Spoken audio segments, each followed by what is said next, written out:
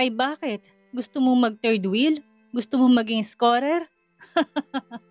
Basag talaga lagi ni Patrick dito kay Almaro. Kapag sa biruan, may score ka pang nalalaman dyan. Hanggang 2 rounds lang naman ang kaya mo. Sagot naman ni Patrick kay Almaro na ikinapikaw ng isa. Sweetheart, 2 rounds lang daw ang kaya ko? Baling nito kay Angela. Naku, hindi na nga itong makatayo ng tuwid kapag nabitawan ko sa kama eh. Sambit ni Almaro sabay akbay kay Angela. Totoo yan, Pat. Lamog na lamog ang katawan ko bago ako makaalis sa kama.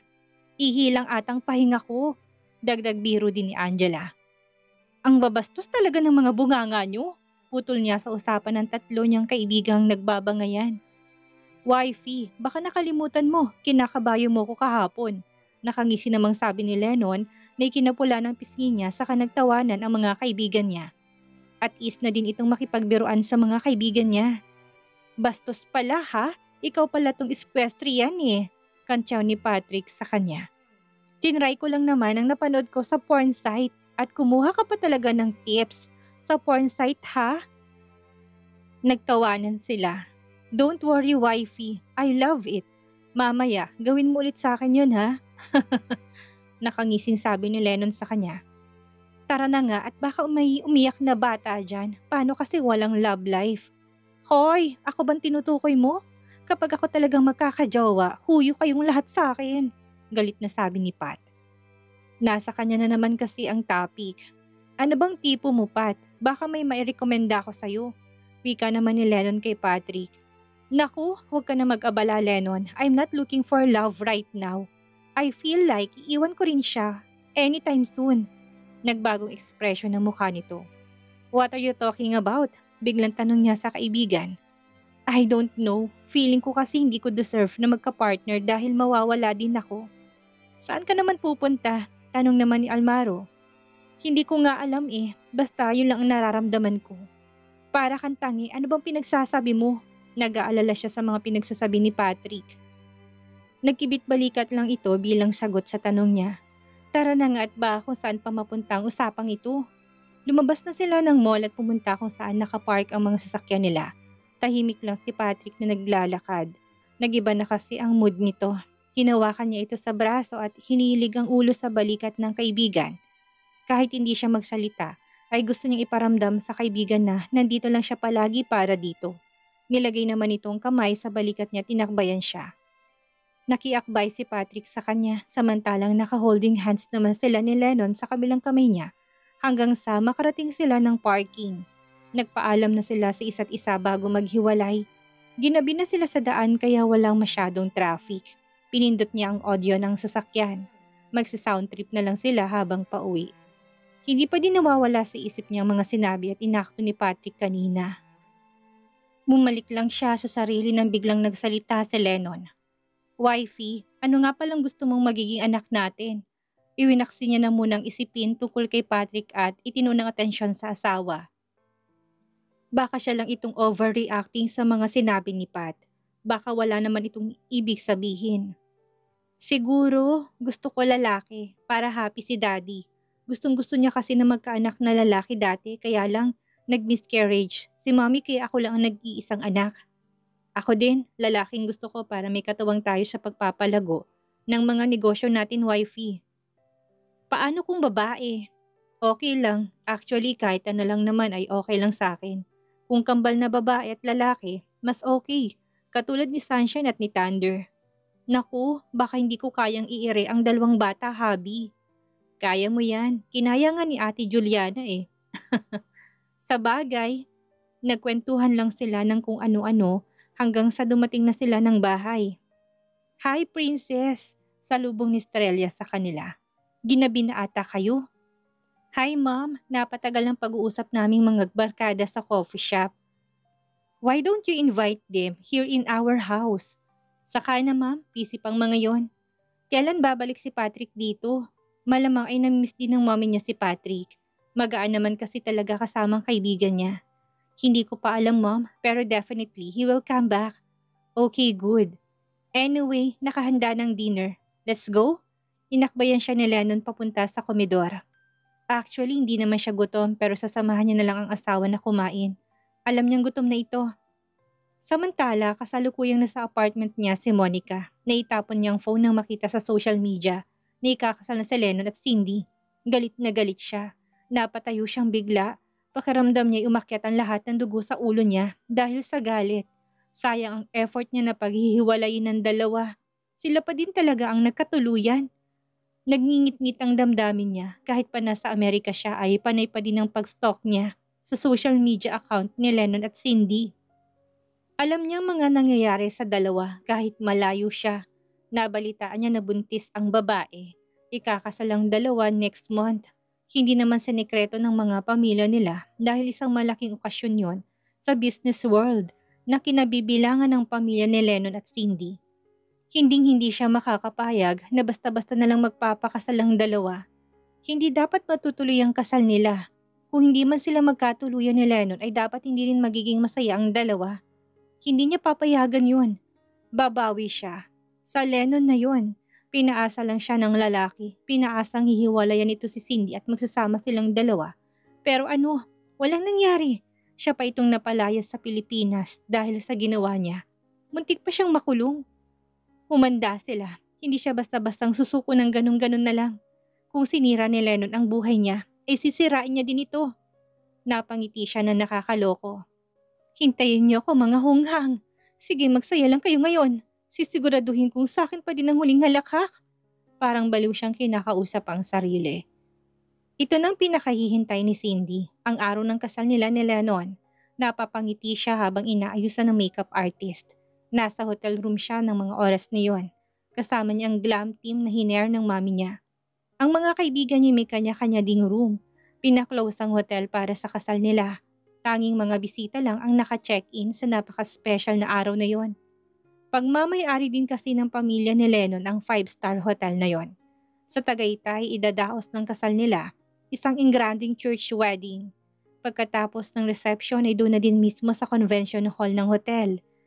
Hindi pa niya nasilip ang reception pero sabi ni Patrick ay napakaganda daw noon. Ayaw siyang isama doon para surprise daw. Napangiti siya. Kahit pa na konting panahon lang ang preparation ng kasal nila, ay kayang-kaya naman yung magagawa ng paraan ng mommy niya at ng mama ni Lennon. Gustong-gusto ng mga to ng mga ganong okasyon at handaan. Forte nila kumbaga. Maya-maya pa't pumasok ang mommy niya sa kwarto to check on her. May 3 hours pa para makapag-prepare sila at maayusan siya. Sinigurado ng mommy niya na siya ang pinakamagandang bride sa araw na yon. Nakaayos na ito dahil ito na ang nag-iistima ng mga bisita na dumadating. Hi princess, how are you? I'm okay ma'am. Eto tinaayusan na ako ni na ate. Ang tinutukoy niyang mga baklang nag-aayos ng makeup at buhok niya. You are so beautiful, Iha. Dumating ang ibang mga bisita. Nasa kanilang room na muna sila habang hindi pa nag-uumpisa ang kasal. Sambit ng mami niya na nakatayo lang sa harap niya habang inaayusan siya. Galingan niyo ang pag-aayos sa anak ko ha? Dapat siyang pinakamaganda sa araw na ito. May bonus kayo sa akin mamaya. Sambit ng mami niya sa glam team niya. Ay, thank you madam. Excited na sagot ng mga bakla. Sa totoo lang po ay napakaganda na nga po ni Ma'am Cindy. Hindi na niya kailangan ng mga palamuti sa katawan at mukha. Kinikilig na sambit ng mga ito. Alam kong maganda ang anak ko dahil mana siya sa akin. I want her to be more beautiful on her special day. Hindi nga po kayo halatang mag-ina madam. Parang bunsong kapatid mo lang si Ma'am Cindy. Sagot ng bakla. Malapad naman ang ngiti ang sinukli ng mami niya. Sus, ikaw talaga. Binola mo pa ako. Napapangiti lang siya sa biruan ng mga to pero totoo naman talaga yung looking mom ng mami niya. Balidosa kasi to sa katawan kaya hindi halatang senior na. Suki din ito ng parlor at beauty clinic dahil lagi itong nagpapaayos ng katawan. Kami na po ang bahala, madam. Siguradong lalong ma-in love sa Sir Lennon sa kanya. Kinilig naman siya sa sinabi ng bakla. Maya-maya ay may kumatok sa pinto. Pumasok ang may dala ng gown niya. Ang mommy niya din ang nagpagawa nun. First time niya makakita ng gown niya. Malamang ay kumuha lang ito ng damit sa tukador niya para makuha ang size niya. Iha, nandito na ang gown mo. I'm sure na bagay sa'yo yan. Ako namili ng design for you. Excited na sabi ng mommy niya. Literal na wala talaga siyang ginawa para sa kasal nila. Sabihin man ng iba na napaka-brat niya, wala na siyang magagawa doon. Gusto ng mommy niya na ito mismo mag-prepare kaya ibinigay na niya ang kahilingan nito para wala ng away. Bumabawi lang siya sa mommy niya dahil sa nagawa nilang kasalanan ni Lennon in the past. Nang buksan ng box, itumambad sa kanyang napakaganda at eleganteng gown. Punong-puno to ng crystals na siguradong kikinang kapag nasinaga ng araw. Kinikinita na niya na para siyang Diyosa sa gown na yon. Mom, ang ganda! Naluluhang sambit niya sa mommy niya. All the best for you, anak. Nilapitan siya ng mommy niya at maluha-luha ding hinaplos ang buhok niya. Now you're going to get married and soon magiging mommy ka na rin tulad ko. Tandaan mo anak, walang masama na sobrang mahalin ng anak tulad ng ginagawa ko sa'yo. Sabihin man nila na naging brat at spoiled ka dahil sa akin pero hindi yun masama dahil hindi naman kita pinalaki na masama ang ugali. Binigay ko lang sa'yo ang sa tingin ko at deserve mo. Thank you for giving me everything, Mom. Kayo din ni Dad ang pinaka-the best sa buong mundo. Sorry din kung nagkamali ako sa inyo. Sorry kung nag-away-away ang mga pamilya natin dahil sa amin ni Lennon. Shh! It's okay, anak. Past na yun. Ang isipin na lang natin ngayon ay ang masasayang bagay. Salamat din dahil natanggap niyo ulit si Lennon. You know how much I love him. Siya lang ang lalaking pinangarap ko simula ng bata pa ako. Marahil siguro yun din ang tinatak namin sa inyo simula ng bata ka pa lang. Na si Lennon ang mapapangasawa mo kaya hindi mo na binaling ang atensyon mo sa iba. Napangiti siya sa tinura ng mommy niya. Siguro dahil binakura na din ako ni Lennon, Mom, kaya hindi na din nakalapit ang ibang lalaki sa akin. Ganun pa man ay nagpapasalamat pa rin ako dahil doon. Nagdadrama pa silang mag-ina nang biglang bumukas ang pinto. Si Patrick ang pumasok. Hello, gorgeous bride! Nagulat sila sa pagpasok ni Patrick kaya hindi sila nakapagsalita agad. Ay, ang bakit ang tahimik dito? Tanong ni Patrick. Marahil ay nagulat din ito dahil wala ni isang nag-react. Nang pumasok siya, tiningnan niyang mga tao sa loob ng kwartong yon.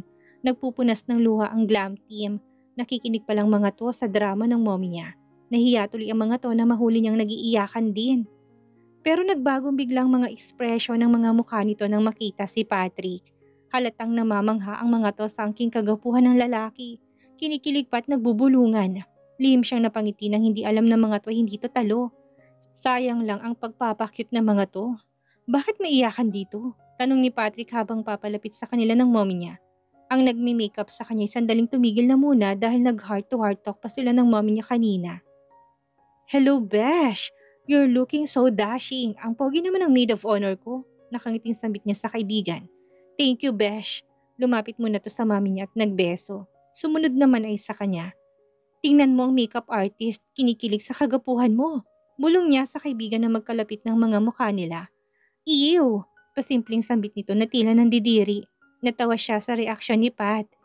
Nagpapanggap na lalaki ito ngayon. Hindi naman lantad na bakla kasi ito. Sa kanilang magkakaibigan at pamilya lang ito nagladad-glad. Besh, look at may gown. Ang ganda ng pinatahi ni Mom for me. Binida niya ang gown niya sa kaibigan. Ay, oo nga. Tita, ang ganda naman ito. Bilib na talaga ako sa taste mo. Puri nito sa mommy niya. I'm sure tululaway si Lennon mamaya kapag nakita niyang suot mo ito. Nakangiting sambit nito sa kanya. Okay na bang lahat sa labas, iho? Tanong ng mami niya kay Pat. Yes, tita. Nandun na po si Tita Chato. Nag-iistima ng mga bisitang dumadating. Babalik muna ako doon at tutulungan ko si Balae. Ikaw na munang bahala dito kay Cindy. Okay po, tita. Sagot ni Patrick pero nasa gown pa din niyang atensyon nito. Lumabas ng mommy niya sa kwarto. Pinagpatuloy na din ng mga glam team ang pag-aayos sa kanya. Hindi na sila nag-usap ni Patrick para matapos na kaagad ang pag-make-up sa kanya. Nasa presidential room si Lennon. Isa yun sa pinakamalaking room doon sa hotel nila sa Tagaytay. Doon siya namamalagi kapag binibisita niyang hotel. Pero ngayon ay special ang araw na yon para sa kanya. Ikakasal na siya sa pinakamamahal niyang babae na soon ay magiging nanay ng mga anak niya. Napangiti siya nang maalalang buntis ang asawa. Nagbunga ang honeymoon nila. Made in Maldives ang anak nila. Sa dami niyang naipon na similya ay nakabuo agad siya. Muli na naman siyang natawa. Nakabihis na siya, naghihintay na lang natawagin sa kwarto niya na mag-umpisa ng kasal. Tinignan niya ang relo, 1 oras na lang ay kasal na nila. Nakatayo lang siya at nakatingin sa glass wall na kwartong yon. Kitang-kita ang buong Tagaytay mula sa kinaroroonan niya. Nabaling ang atensyon niya nang may kumatok sa kwarto. Pupunta na sana siya sa pinto para buksan iyon, nang bigla naman itong bumukas at pumasok doon si Kevin kasama si Ate Juliana at ang 2 nitong mga anak. Tito Lennon! Sigaw ng dalawa na tumakbo palapit sa kanya. Guys, guys! Bigla siyang nagtago sa likod ng lamesa para hindi makalapit kaagad ang mga pamangkin. Huwag niyo na akong dambahin, baka masira ang damit ko. Natatawang sabi niya. Naalala niya tuloy noong dinamba siya ng mga ito kaya nabuking ang mga tinatago niyang pasa sa katawan. Noong namanhikan sila kina Cindy. Kids, leave your Tito Lennon alone. Saway ni Kevin sa mga anak. Biglang napaupong mga to sa kama niya. Hindi niya naman masisisi ang mga pamangkin. Siya lang ang tito ng mga to kaya sobrang close ito sa kanya. Nakita niyang nalungkot ang mukha ng dalawang bata pero wala siyang magagawa. Kailangan niyang protektahan ang damit niya. Kung hindi at baka lamog na siya mamaya sa sarili niyang kasal. Are you ready for your big day, little bro? Tanong ni Kevin sa kanya. Lumapit to para ayusin ang kwelyo niya. Si Juliana naman imupo sa gilid ng kama kasama ng mga bata. Nakabihis na din ang mga to. Si Thunder ang ring bearer at si Sunshine naman ang isa sa mga flower girl. Si Juliana ay kasama din sa entourage bilang bridesmaid ni Cindy at si Kevin naman ang best man niya. I'm so ready for this, kuya. Matagal ko na tong hinihintay na maikasal kami ni Cindy. Although kasal na din naman kami sa Maldives pero iba pa rin kasi kapag nandyan kayo na, pamilya namin at saksi sa aming pag-iisang dibdib. Ngayong kasal na kayo, dapat alam mo ng mga limitasyon mo. Hindi na dapat mauulit ang ginawa mo na nagkaroon ka ng ugnayan sa ibang babae. Hindi lang direktang masabi ni Kevin pero si Monica ang ibig nitong sabihin. Kuya, isang beses lang yun at pinagsisisihan ko na yun. Hindi na mauulit yun ngayon. Ngayon pa na magkakaanak na kami ni Cindy. Saka nakita mo naman ang kayang gawin ng daddy niya nung sinaktan kong anak nila. Pinabugbog ako ni Tito Larry. Ayaw ko nang mangyari ulit yun. Mabuti naman at nagtino ka na. Wika ni Kevin sa kanya. Matagal na ako matino, kuya. Natukso lang talaga ako. Tito Lennon, magkaka-baby ka na ba? We're going to be ate and kuya soon? Sambit ni Sunshine habang nakaupo ito sa tabi ni Juliana. Nakikinig pala ito sa usapan nila. Yes, baby. Magiging ate at kuya na kayo. Nagliwanag ang mukha ng dalawang bata. Is it a boy or a girl? Pahabol pa na tanong nito. Hindi pa natin alam. Maliit pang baby ni Tita Cindy sa tummy niya. Biglang nagsimangot si Sunshine. Matagal pa ba yun? Kasi excited na po kami sa new baby eh. Sana boy and girl just like us ni Sunshine. Sabat naman ni Thunder. Kids, huwag nyo nang guluhin si Tito Lennon nyo. Baka pumangat pa yan kakasagot sa mga tanong nyo. Today is his wedding day kaya kailangang pogi siya. Panakot na sabi ni Juliana sa kambal para tumahimik na. Lihim na lang siyang napangiti. Pasimple niyang tinignan ang pamilya ng kuya niya, ang pamilya ni Kevin. Bago naging matatag ang pamilyang ito ay marami ring pagsubok ang pinagdaanan. Marami ring hiwalayan si Juliana at Kevin, katulad nila ni Cindy. Kaya gagawin niyang inspirasyon ng pamilya ng kuya niya para sa kanila ni Cindy.